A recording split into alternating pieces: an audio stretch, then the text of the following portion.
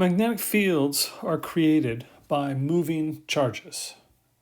So if you have a particle that is charged in any way and it's moving, that's going to create a magnetic field. So if I've got a positive charge going like this, moving to the right, it's going to create a magnetic field. If I have a negative charge moving up and to the left, it's going to create a magnetic field.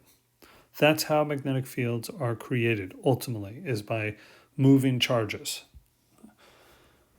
Now, you may immediately wonder, what about magnets, or what we in physics refer to as permanent magnets?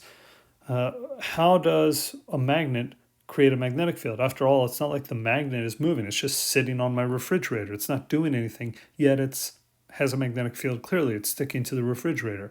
So what's going on there? Okay, well, let's look at two situations. First, let's talk about the non-magnet. And what I've got here, this little grid of boxes, okay, each one of these represents, we'll say, an individual atom or molecule in the non-magnet.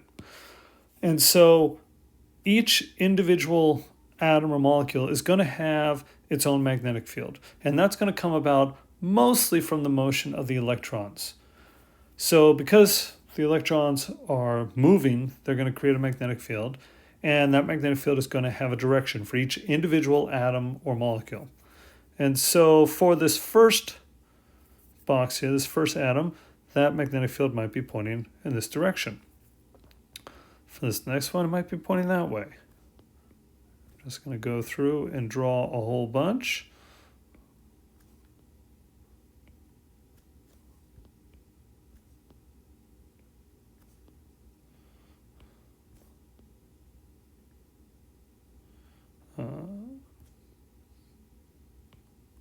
Okay.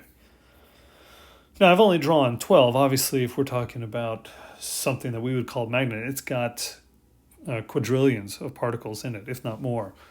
Or I should say of atoms and molecules and such. But the idea is that these magnetic fields, the individual magnetic fields of each atom and molecule, are randomly oriented. And so the overall net effect is that they cancel each other out. So this is why there are non-magnets. The individual atoms and molecules, they have their own magnetic fields because the electrons are moving. And because of that, again, they have magnetic fields, but they're randomly oriented. And so the overall effect is they cancel each other out. Now contrast that with a magnet. In a magnet, the magnetic fields are roughly pointing in the same direction. They don't have to perfectly be pointing in the same direction, just mostly pointing in the same direction. And so they're not canceling each other out, they're building each other up. And so overall, we see a magnetic field.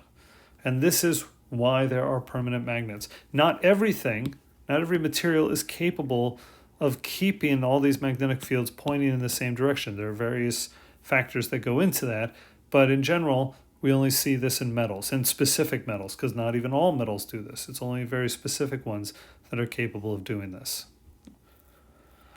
So, just to recap, moving charges create magnetic fields. Atoms and molecules can create a magnetic field because of the motion of the electrons, but in things that we do not think of as magnetic, like a piece of paper, they're not magnetic because the individual atoms and molecules, their magnetic fields are pointing in random directions, so they cancel each other out. But in a magnet, they're pointing roughly in the same direction, so they don't cancel each other out. They actually reinforce each other. They build each other up, and we see a net magnetic field as a result. Now, let's talk about another situation. I want to talk about Earth. Earth has a magnetic field. Now, Earth's magnetic field comes about from motion inside the center of Earth. It has to do with the liquid core, the liquid nickel and iron. Its motion, which is referred to as a dynamo, gives rise to a magnetic field for our planet. And this is a good thing because the sun the sun ejects charged particles. These are electrons and protons that are ejected by the sun. We refer to this as the solar wind. And Earth is constantly being bombarded by the solar wind. In fact, everything in the solar system is being bombarded by the solar wind. But, and I should say, this is a form of radiation. If you were exposed to this solar wind long enough, you would die. Okay? These are little bullets. These are little bullets. They're very tiny. Okay? And if they strike you, you won't feel an individual one hitting you.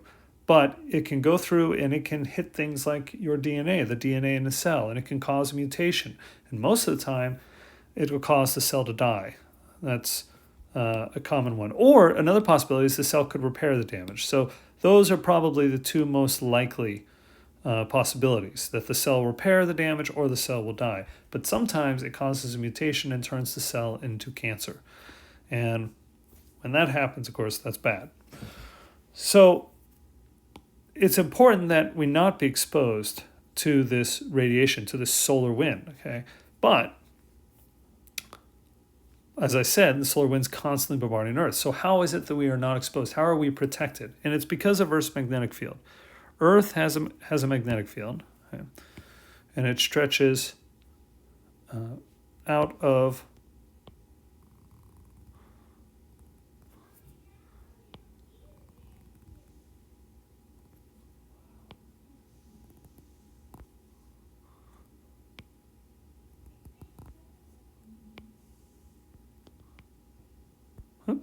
stretches out of the poles, the magnetic north and magnetic south poles of Earth. Now you'll notice I did not draw this symmetrically. It's a little flatter on this side, its tail's out on this side. That was intentional. This is how it actually is, roughly. And what happens is these charged particles come in and they get deflected away, because this is what magnetic fields do. Magnetic fields deflect moving charges. So these charges come in and they get deflected by Earth's magnetic field. And so they go past us as a result. And we are not constantly bombarded by the solar wind. We are protected because of Earth's magnetic field. And let me say, this is a big issue for space travel. How do you protect astronauts from the solar wind? You know, they're out there for a long period of time. They're exposed to this. How do you protect them? That's a big issue with space travel, trying to do that. Now, the magnetic field doesn't actually prevent all of these particles from reaching the surface of Earth. Sometimes one might be energetic enough it can still go through and hit Earth. But more common is that they go around, and this will be explained in another video that I'm posting that somebody else has made on YouTube. But essentially, these particles, sometimes they get trapped in the magnetic field. And when that happens, they end up spiraling down they spiral down the magnetic field line toward the magnetic poles as a result. And this gives rise to the aurora borealis and the aurora australis. So those are the northern lights and the southern lights. And as I mentioned, I'm posting two videos that I found on YouTube, one that kind of goes more into the detail of how the aurora come about, and another one that just actually shows the aurora, because it's really beautiful if you've never seen it before. And the light that comes off is actually because these particles, these solar wind particles, come down and they collide with molecules in the air. It's a very energetic collision, and as a result, light is given off.